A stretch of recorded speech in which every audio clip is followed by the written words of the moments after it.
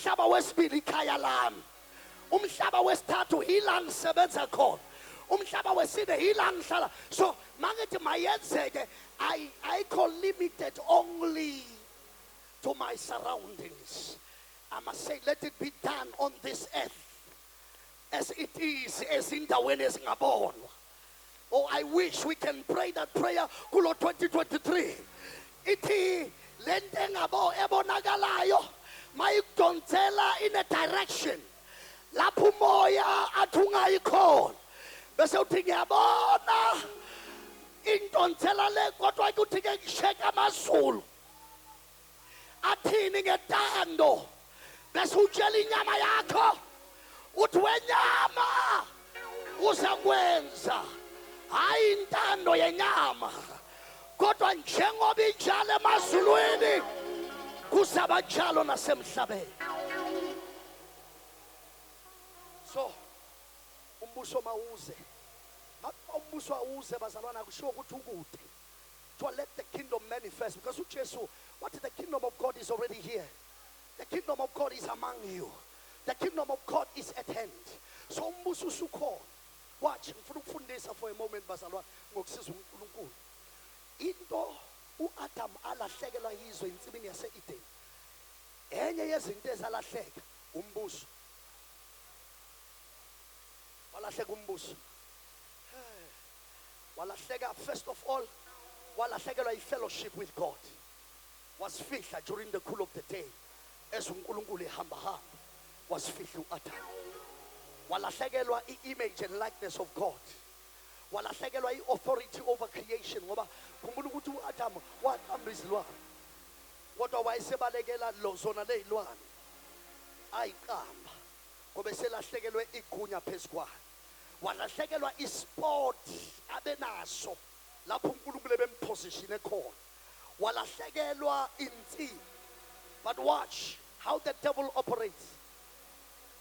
Wamenza ukuthi alahlekelwe iposition qala, bese kulandela ama-possessions. Azange a-attack ama-possessions before a-attack i-position.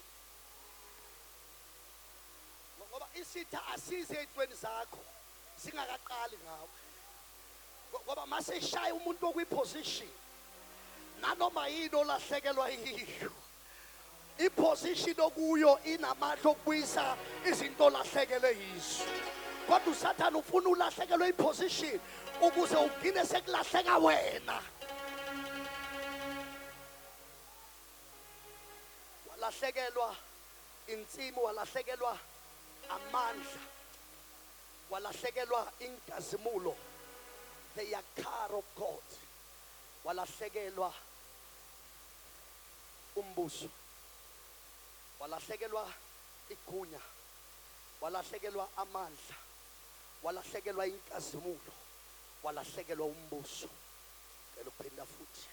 Walahlekelwa igunya, walahlekelwa umbuso, walahlekelwa amandla, walahlekelwa inkazimulo. Now watch. Umbuso kaNkulunkulu ensimini yase-Eden was in 3 dimensions. Hamba nami ngizoqeda ngekudala. The kingdom of God ensimini, first of all, bekune plant kingdom. Singaxoxa bazalwane ukuthi kuma plants yini nemali. Do you know ukuthi imali, simple money, comes from the plant?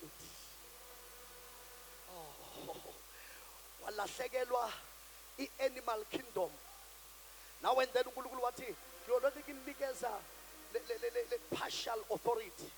Esibona kuma sekhasi ubona abantu bena igunya nje li-partial kumabhubesi, kodwa abuya kwada limkhumbuza umuntu ukuthi i-authority kukhona la ya hand over khona. The third kingdom was the mineral kingdom. La uAdam ebekhona igolide lalingambiwa. Lalingambiwa. Igolide lalingambiwa. Sapphire, onyx, rubies, diamond zazihleli obala ehamba phezu kwaso. Kodwa mhla uAdam ewona laqasha igolide. Ngoba igolide lithi, Adam, we don't know this version of you. Amabhubezi athi, Adam, we don't know this version of you. Umbuso wathi, Adam, we don't know this version of you. Zalahleka zonke. uNkulunkulu wayesethi, no, uAdam ngimenzela ukuthi abuse. Beka ku-2 mayinikezwe instruction, subdue the earth, the fish, and the birds of the air. Subdue umhlaba nakho konke kusemhlabeni, inhlanzi emanzini, izinyoni esibhakabhakeni. Wathiwa la Mariams lawa mathathu Adam yiwo okumele ubuse kuwo. Kuthe mayelahleka uNkulunkulu wafuna igama elizobuyisa la Mariams. Wathi umpostoli Paul mayesebhala ebhalela abazalwane baseFilipi in chapter 2, wathi wazithoba yena. Even though he was equal with God, he made himself of no reputation. He became a human being. He humbled himself to death, even the death of the cross. For that reason, uNkulunkulu umnikeza igama elingaphezu kwawo wonke amagama. Bheka ukuthi konke okusemazulwini lapho uAdam alahlekelwe khona, konke okusemhlabeni lapho uAdam elahlekelwe khona, konke okusemanzini lapho uAdam elahlekelwe khona, kubuye ngegama likaJesu. Now, that's why you need to understand ukuthi abantu laba basemhlabeni, they are copycats of the kingdom of God. That is why every nation, I said this before, every nation in our 3 types of troops: the Air Force, the land troops, the submarine. Nasezweni likamoya kunamadimoni asemhlabeni, kube namadimoni asemkhathini, kube namadimoni asemanzini. Wayesethi uNkulunkulu, hayi, anidingi amagama amathathu, nidinga igama elilodwa elinamandla ezulwini, emhlabeni, nangaphansi komhlaba. Awutshela bakho sinamandla. Awubazalwane, sinamandla egameni likaJesu. Akunandaba omamtsotsi abakuhluphayo, sinamandla.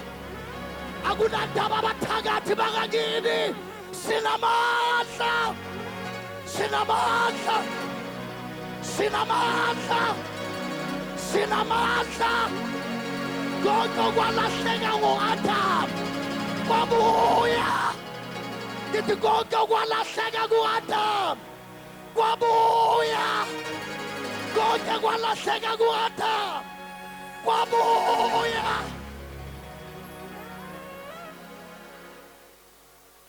Siphila nje sibuyile into zethu. Yazi ngesinye isikhathi bashumayela, nami ke ngithi tshela umakhala ukuthi ziyabuya, kahle kahle zabuya. Okho ngithi kahle kahle zabuya. Ukuthula kwethu kwabuya, ukuphila kwethu kwabuya, amakhunya ethu abuya, umbuso wabuya. Now please, mase kumila amadoda amakhulu kanjena, yasaba babishop abangeke ngishumayele umini. Ngeke lihlale phansi ba. Ngela baba ngiyacela. Ngiyacela baba, ngiyacela baba. Ngela bazalwane, ngiyaxolisa lokuthi ngisho ngale ndlela ngiyacela, kodwa akushumayeleki. Akushumayeleki makuma abantu abadala. Uthi makuza umbuso. Uthi makuza umbuso. Makuza umbuso. Uthi intando mayenzeke emhlabeni njengoba sizolo. Ngicela ukukhombisa for a moment ukuthi this is the picture of the tabernacle. I-tabernacle bazalwane lama-3 compartments, the outer court and the inner court. Phakathi in the inner court bekhona into ebizwa table of showbread, which was a representation of the word. Bese kuba khona ne-menorah, the candlestick, which was a representation of the spirit, because umoya engcwele uletha i-illumination, uletha i-revelation. So ngidla isinkwa, bese mangidla isinkwa ngiba nesambulo. I eat the bread, then I have revelation. We are musuthini umbhali wamahubo ngeculo lase-UBI. The entrance of your word bringeth light to my soul. Ukwambulwa kwamazwi yakho kuletha ukukhanya. Izwi lakho liyisinkwa, mangidla isinkwa lingiholele endaweni ye-revelation. That is why asikho isambulo which is not associated with the word. We must be very suspicious of any revelation that is not in the word. Every revelation must be associated next. Manje uthi in Revelations 1 verse 6 uthi nganenza amakhosi nabapriest. Nganenzani bazalwane? Nani i-office elingafakwanga la, i-office lobuprofeti alifakwanga la, because uJesu mayezalwa esitebeleni wanikezwa 3 prophetic gifts. Wanikezwa igolide ngoba eyinkosi, wanikezwa imure ngoba ewumprofeti, wanikezwa impepho ngoba ewumpriest. Oh, sekuthiwa ke thina singamakhosi futhi singabapriest. Amakhosi abantu begolide, abantu bempepho. Oh, ngegolide siyathenga ngalo, ngempepho imthandazo yethu esisemazulwini for the sake of the nations esiphila phakathi kwa. Hilama prophetic gifts that were given to Jesus. Usethi, but a kingdom can't be a kingdom without a king. And the kingdom can make sense without systems. And systems can operate without principles. So phakathi kwe kingdom, there's kingdom protocol. Kune kingdom protocol. Tikintshele bazalwane bami, noma singashumayela sonke asilingani.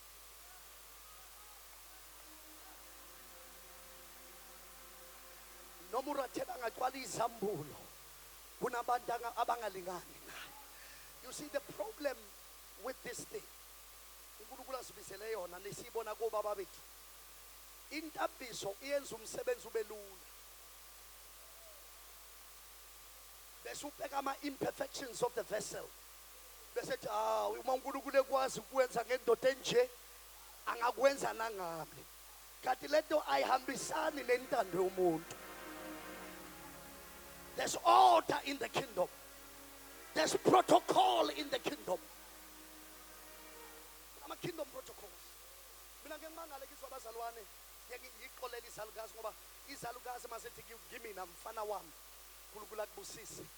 Noma ngekwegunya le office bengenayo amandla okungibusisa. Kodwa ngokwe parental authority they operate within indaba okungibusisa. But it's a problem umzalwane omncane ngisho nakumina nange age. Uthi mangiyenza something athi baba God bless you. You don't bless your pastor through the words you say. Just as you cannot bless your mother through the words you say. Mawufuna isibusiso kuma wakho awuthi ma uNkulunkulu akubusise. Uletha impupho kuma. Uletha isinkwa kuma. Oh God bazalwane, uletha uyenzela ubaba itiye ekhaya. Bese ubaba ethi qomsodwa mntanami, uJehova kubusise, uJehova kwenze kahle. In Hebrews 7:7, it without contradiction, the lesser is blessed by the greater. That is why, Apostle, angithi mina ngiyazi indoda order. And I'm not saying this to blow my own horn, but uthi mangibona Bishop Zikha ngaba nento ethi indoda kaNkulunkulu ngeke ikwazi ukuphuma la engashongo lutho kodwa ngatshela umpostoli umbuyazi ngathi lalela umpostoli ningalinzi niliyenza iphutha lokuthi uBishop akhulume before me because ngokwe protocol mayike wakhuluma ngizohlala phansi ningiyiswa ngithini noma kuthiwa bese ngigcwele isambulo engakanani iprotocol ithi omdala mayisekhulumile omncane uyahlala phansi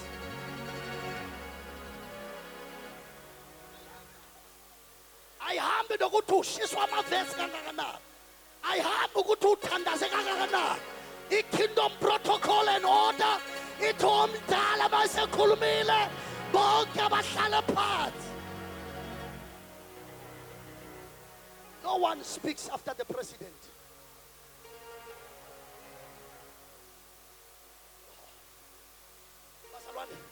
Umbuso une-order man.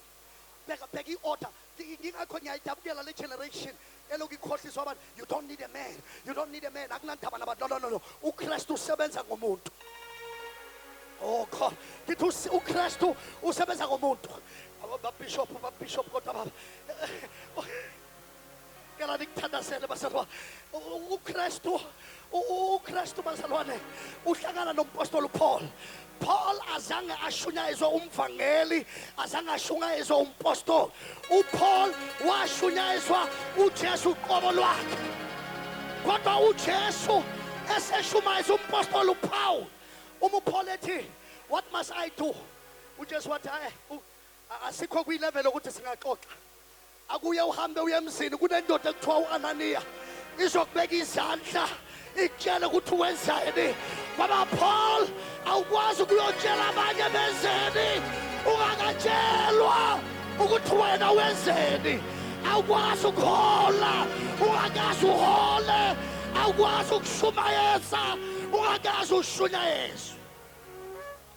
Lalelani bathandekayo lo mzalwane ayikho nencwadi eyodwa ayibhalile. uAnaniya wrote no book. ayikho incwadi neyodwa esiyaziyo ebhala uAnaniya. Kodwa umpostoli Paul ubhale 2/3 of the New Testament. But kunjalo kwathiwa hamba kunendoda. Abanye benu nistaki nje nibalekela indoda. Abanye bamile abayindawo but disregard i-authority kaJesu ebandleni.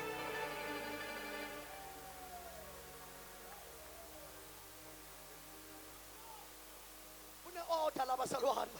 Kune-order bazalwane. There is order in the house. I'll tell my colleague, order in the house.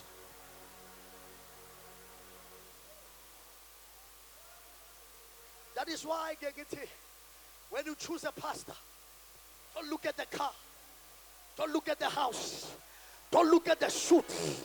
Ngoba umama Timone segadla isuit ngeke ikhulumele.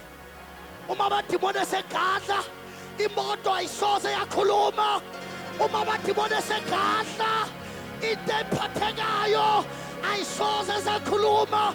Kodwa into ekhulumayo isandla sikaNkulunkulu phezu komuntu wakhe. Ubuza umuntu why ukhonza lathi uyangithanda uyangichaza indlela aqoka ngayo. Ngithanda isingisi asikhulumayo. Isingisi asinamandla ukukhulula umuntu. But intambiso kaJehova kema hasuda yaba intambiso kaJehova phezu komuntu wakhe inamandla.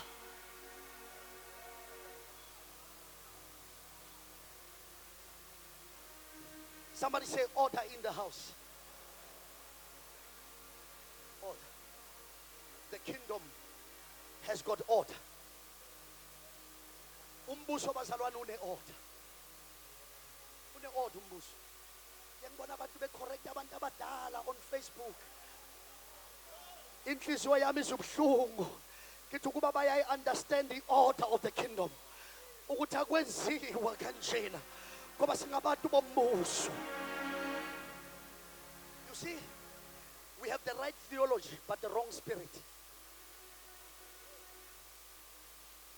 The generation yethu sine theology right, but umoya ongekho right.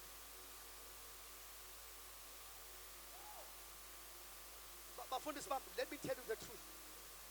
Do you know ukuthi sengibonile kungcono ngibhede ngomoya right than ngikhuluma izinto ezi-right ngomoya wrong. Angisho ukuthi ukubheda ku-right. Ngithi uma sengizokhetha phakathi kokubheda nomoya, ngcono ngibhede kodwa umoya ube right. Ngoba uNkulunkulu ngiyamazi aka-address into engishoyo kangaka, ubheka umoya. Bazalwane, uJoshua nangu uyathandaza ubathandekayo. Uyalwa namamalike, ufuna ilanga lime.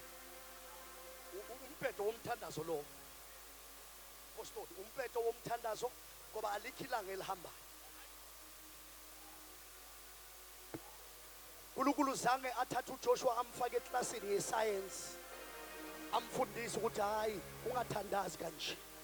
Ilanga akulona elihambayo kuhamba umhlaba. Lungisa amazwi akho Joshua ukuze ngizokwazi ukuhamba hamba. Lungisa amazwi akho, thandaza ushintsha ithandazo. Joshua uthi Nkosi bamba umhlaba. uJehova zange angene kuleyo nto yokulungisa umthandazo ngoba kumele kushiwe amagama right. uNkulunkulu wabheka inhliziyo kaJoshua ukuthi noma ingayiqondi science, noma ingayiqondi geography, kodwa inhliziyo yakhe is in the right place. Ungahlabelela nama lyrics usho into engaphe, ukhuluma into engekho nje. Makuthiwa blessed assurance wena uthi ngidayisela umshwalense, ukhuluma into engekho. Amandla kaNkulunkulu akubambe lokuthi ngidayisela umshwalense ngoba akubhekwanga amagama, kubheka inhliziyo.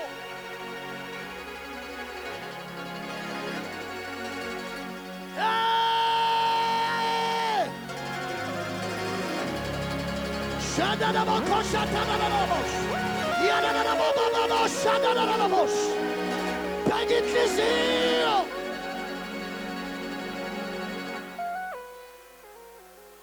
Thiwa umbuso wakho mawuze emhlabeni. Intanda khenzo emhlabeni ngoba isizulu. Ya kule part basalo ngicela basalo bamhlale ngiyangicela. Mhlambe sengizoqeda ngipheni nje u20 minutes of your time. Noma ngangiphe ama 2 hours nje weniqedile. I'm talking. Uthi ngicela nizwe bazalwa. Uthi the kingdom come here will be done on earth as it is in heaven. Usethandaza 3 things. Give us 5 things in fact. Give us this day. Give us our daily bread. Forgive us our trespasses as we forgive those who trespass against us. Lead us not into temptation. Deliver us from evil. Beg. Give us this day. Give us our daily bread. Lead us not into, but deliver us from. Forgive us our sins. Oh. Neo Rathebe, the kingdom order. Ati give me.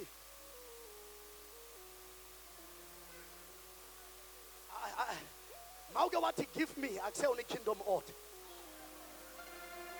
Mauga what to forgive me, I say on the kingdom order. Mauga what to lead me not, I say on the kingdom order.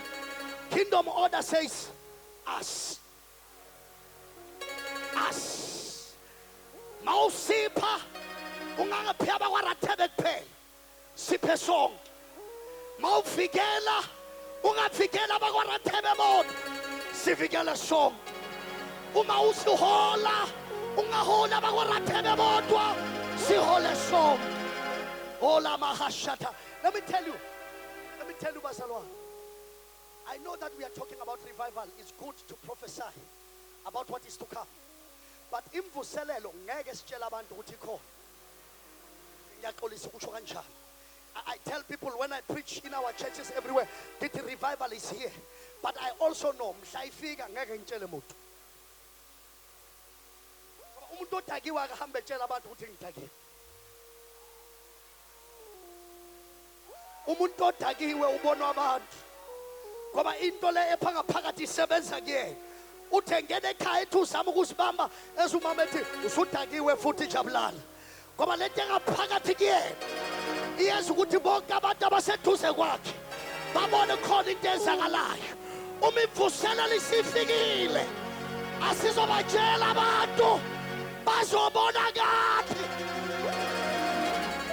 Yena bashana nabathatha baba hera baba bashenene adana baba boshana dada ire de baba babos ire de baba babos ire de baba babos ire de yando babos ire de bas obifika masayibona kithi mayiqale kimi imvuselelo.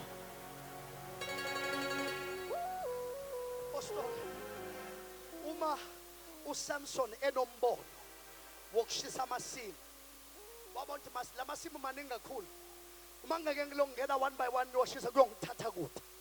Wabamba impukushi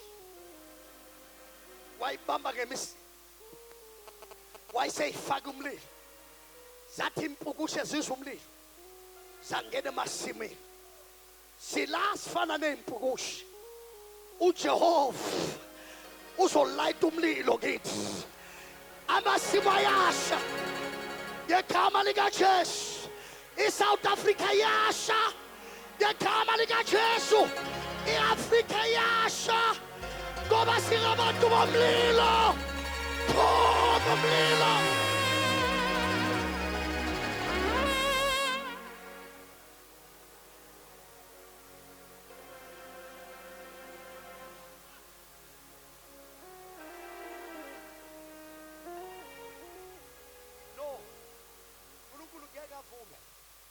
Sife uPetro ebe namandla esithunzini sakhe than isandla sikaRathebe.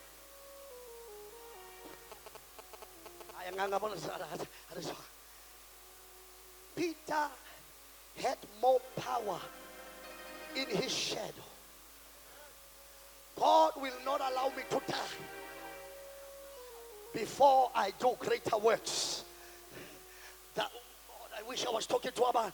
Kulukulu ngeke savume sife singakafinyeleli. But konke kumele kwenzeke kuqale ku-us. Ubuhlungu bakho obami, intokozo yakho, ukuphumelela kwakho makushayeka ingane yakho.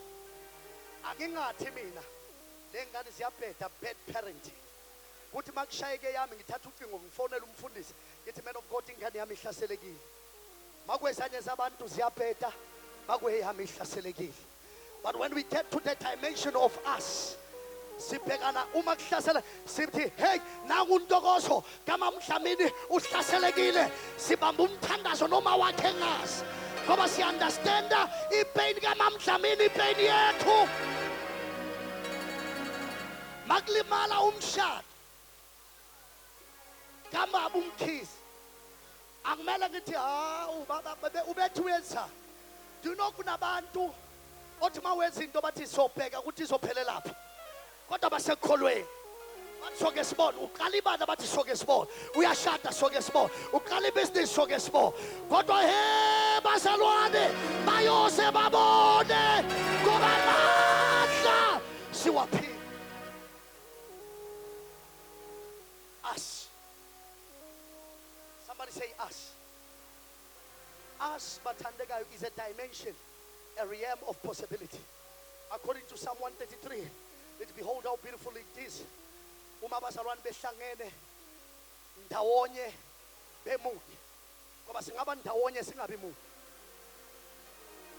Because togetherness is not unity. We can be physically together and not united in spirit. But uthi masindawonye asibe munye nasenhlizweni. That is why iphutho ozolenza ukuthi uze Intshukumeni uzikhethele wena ubani uNkulunkulu akumele amsebenzise empilweni yakho. Ngoba uNkulunkulu uzobisa umuntu la lo wena ongamzwili abeke zonke into oyidingayo phezu kwalo ongamzwili ugcina uphuma ungatholanga lutho ngoba wena uyakhetha.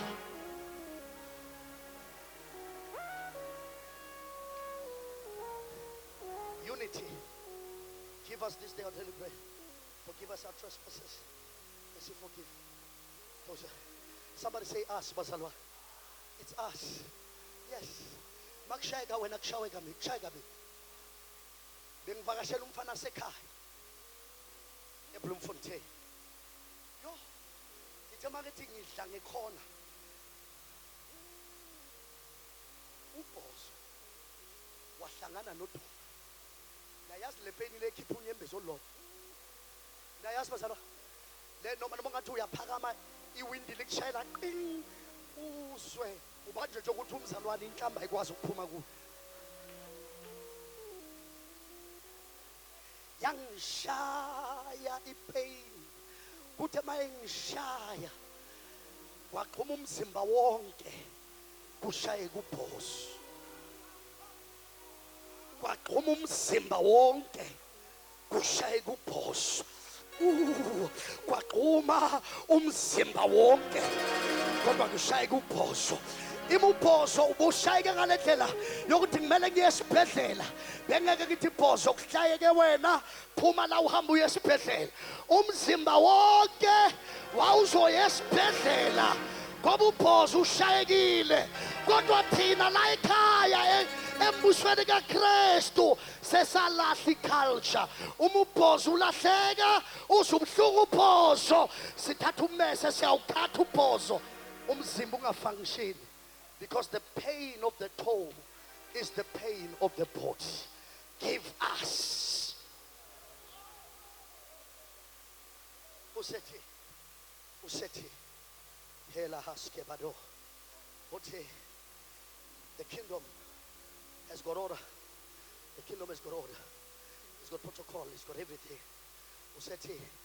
The culture of the kingdom is us. Which is reflected in how we pray for each other. Usethi ekugcineni komthandazo ngoba lezi zinto zalahleka kuAdam oqala zabuya kuAdam okugqibela mani qeda ipattern yemthandazo wethu ekugcineni khumbuzana uSathane ukuthi umbuso ngaba base ngiqeda umthandazo lithi ngokuba umbuso. That's not a religious expression. It's a reminder to the devil, a reminder to the principalities, a reminder to the powers, a reminder to the authorities, a reminder to the powers that operate. For thine is the kingdom, the power, and the glory. Listen, no kingdom operates without power.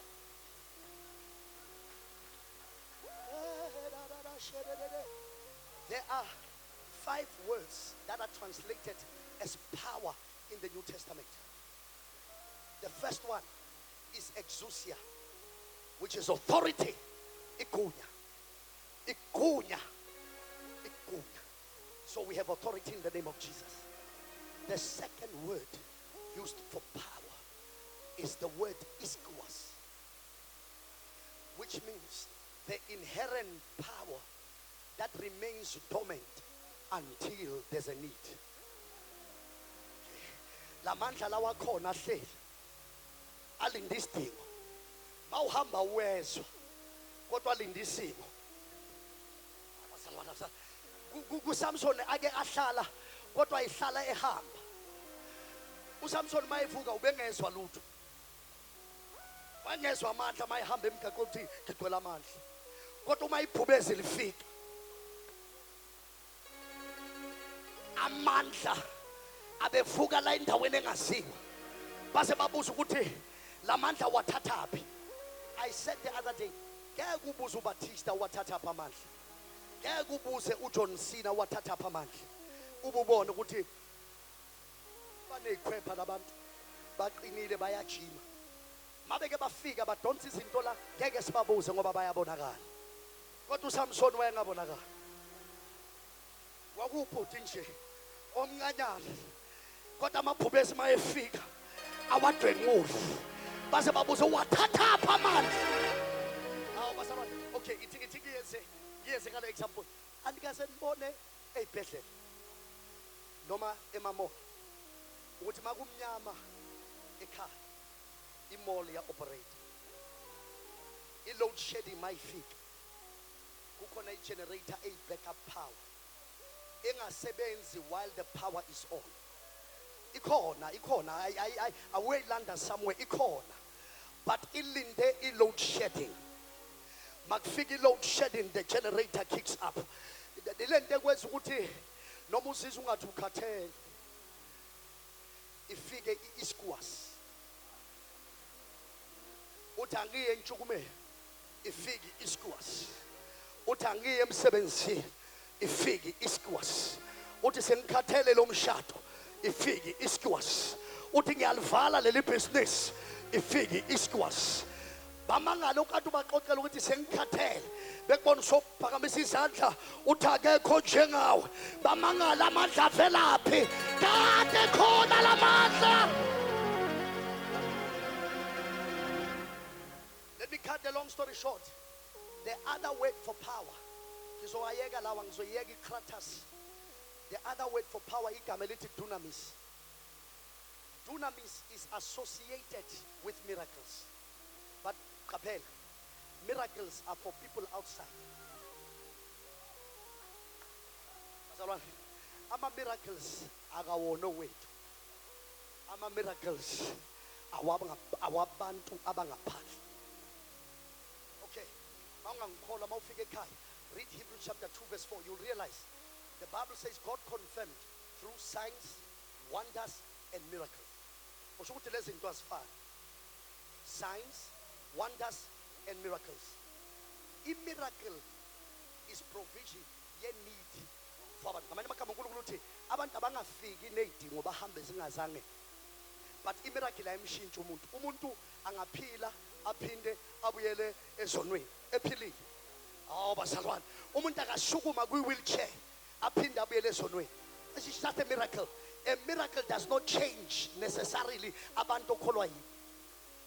If you don't believe bangaka abantu abavuswa kwabafileyo bafakaza ukuthi bavukile abafileyo hamba uyocheck abantu abakholwayo ngenxa abantu abafileyo abavuka kwabafileyo. Miracles are necessary but they don't necessarily change impilo zabantu in a sense yokuthi bakholwe uNkulunkulu. Another dimension is a dimension called a wonder. Ile ya chapter number 3.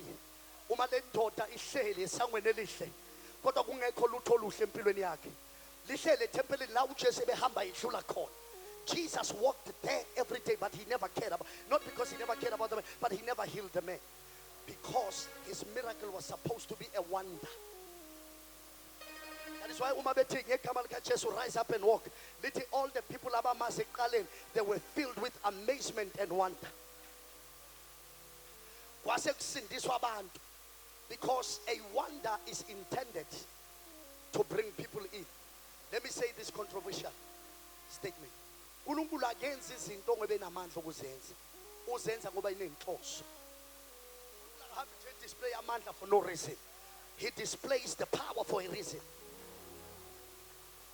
So uJesu wamiyeka lo baba ngoba yazi ukuthi uPeter will come and mayisesindiswa mayisephuluka lo baba it will be a wonder.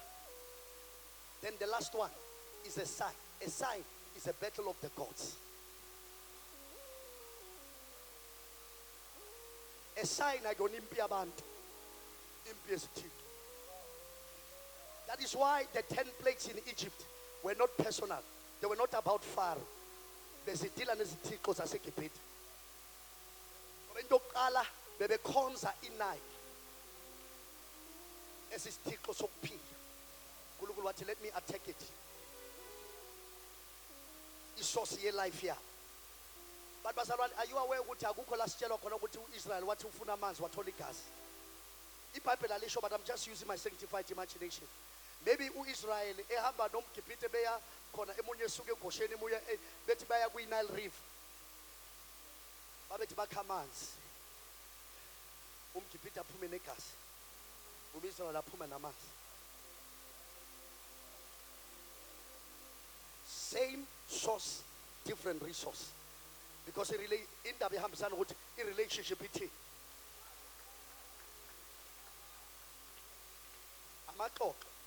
the God was the God of fertility. Okay, let me go back. Bazalan, what was the daughter of Pharaoh doing? Is she palace? Was she a palace? It was a ceremony. He was going to perform a ceremony. That is why uNkulunkulu uhlakaniphile wathi angibeka uMose ngoba uzothi mayimthole emfuleni ayitshela ukuthi igift yeyithika. Kanti indlela uNkulunkulu azobulala iGibhithe ngayo.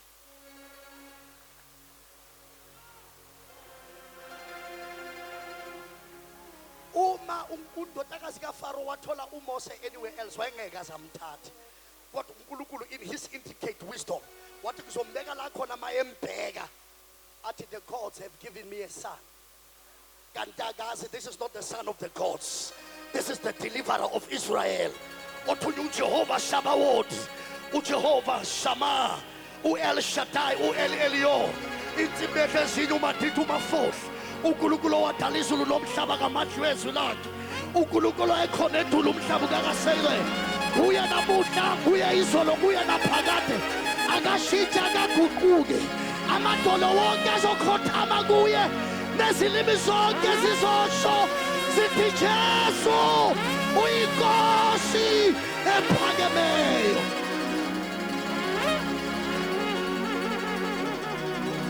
Apostle Mbuyas, kule dispensation asingabi nandaba naba abahamba ababona laba abalwa nathi lapha abalwa nathi go Facebook abalwa nathi asingabi nandaba nawo. The battle of the cause is about to begin.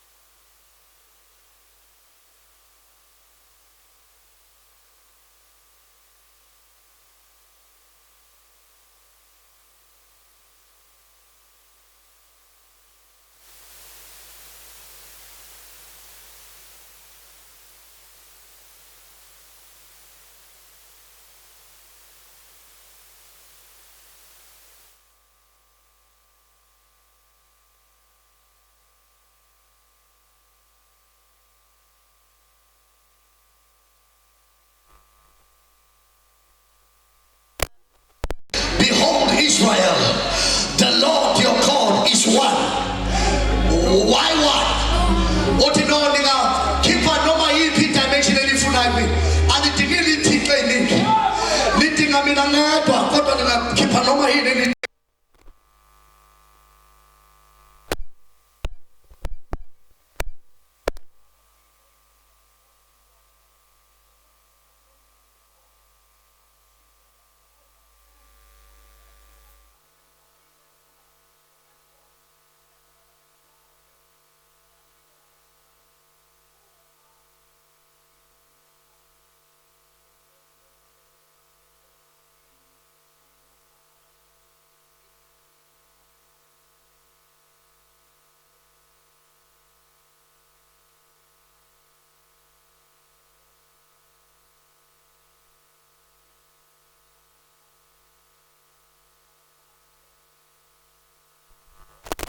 My husband duties and perform my fatherly duties. I must leave my fatherly duties and attend to my brothers and my friends. Ngoba zonke izinto engiyizo asikwazi ukuthola expression ngesikhathi esisodwa. Kodwa uJehova wathi mina noma ningahlangana no 10,000 nibe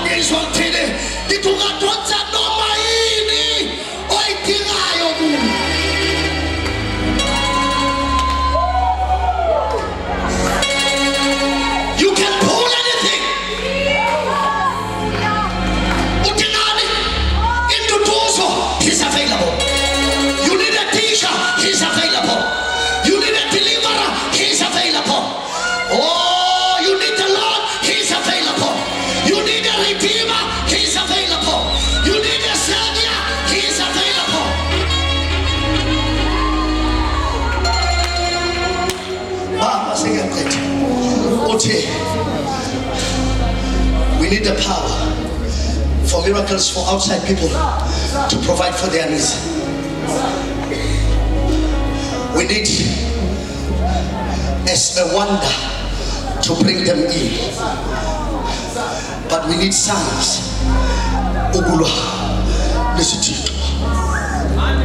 Ukhona abantu abake bathi amandla kaNkulunkulu nokusebenza kwawo afana nabapostoli. Bathi ngo-70 AD zonke iprofeto zagcwaliseka. Asisekho isidingo samandla. Wathi angithi bafana bakithi ngicela ke siye ngale ngasekhaya eLesotho. Endaweni ekuthiwa kusemthabuthe eTsime. Hapataka kamurena mlapho. Ngicela ukuthi ke ngithathe niye khona ke nibambe crusade for a week. Ngoba nwadingi ninamandla. Kula nje ke niyoshuma uJesu amathembeka. Nje ke nifike nimisitene nje nidishumayele nithi amandla aphela ngo-70 AD. We shall have the repetition of the sons of Sceva. Because kunezindawo othi mawuyakuzo. I was talking to another friend of mine, only a DRC in the Puntus. La khona i-ambulance ifika after 5 days. Uthi bathi beshumayela wakhombisa ivideo umngane wakhe washawa inyoka. Cabanga ke uma ungawadingile amandla. Udinga i-ambulance ezofika after 5 days. Ushawe i-green mamba. Uthi umuntu wena wathi ungesabi. Kuthiwa abantu mabegula you take anointing oil.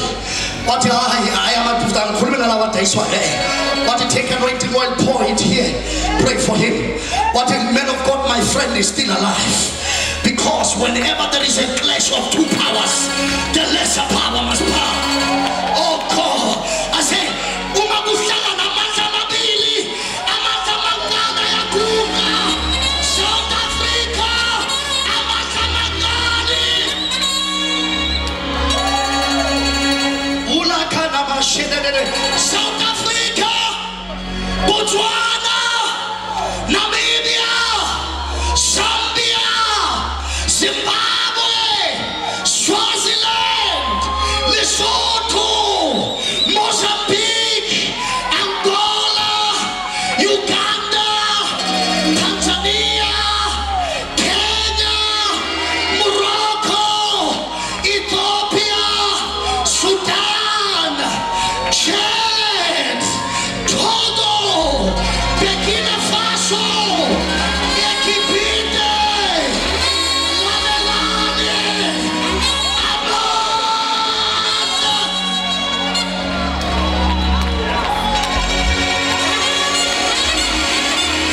Yalabasa, Yalabasa, Zakashuni Zimbabwe, Zakashuni Zimbabwe, Zakashuni Zimbabwe.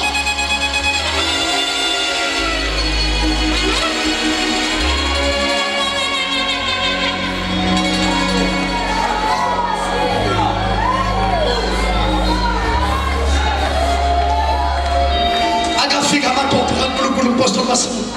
Afike eSamaria kulo muntu ozibiza ngamandla kaNkulunkulu. Kanti kuzofika